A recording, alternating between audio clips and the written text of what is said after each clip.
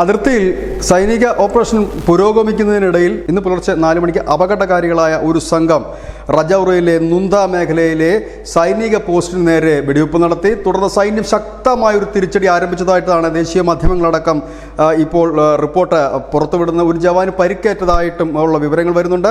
ഒരു വമ്പൻ തിരിച്ചടി എന്ന് തന്നെ ആ തലക്കെട്ടോടുകൂടി തന്നെയാണ് പല മാധ്യമങ്ങളും അത് റിപ്പോർട്ട് ചെയ്യുന്നത്. അതിനർത്ഥം ഒരു വലിയ രീതിയിലുള്ള തിരിച്ചടി. കാരണം നമുക്കറിയാം, നേരത്തെ തന്നെ രജൌരിയിലൊക്കെ കൂടുതൽ സൈന്യത്തെ വിന്യസിച്ചുകൊണ്ട് വലിയ ഓപ്പറേഷൻ നടന്നു വരികയായിരുന്നു. അതിനിടയിലാണ് ഈ സൈനിക പോസ്റ്റിന് നേരെ തന്നെ ഭീകരർ വെടിയുതിർക്കുന്ന ഒരു കാര്യം. അതായത് ചൊറിഞ്ഞ് എരന്ന് വാങ്ങുന്ന ഒരു കാഴ്ചയാണ് ഇപ്പോൾ അതിർത്തിയിൽ നിന്ന് നമുക്ക് കേൾക്കാൻ കഴിയുന്ന വാർത്ത. ഏതായാലും വലിയ രീതിയിലുള്ള ഒരു ഓപ്പറേഷൻ പുരോഗമിക്കുന്നു. News desk, news India Malayalam.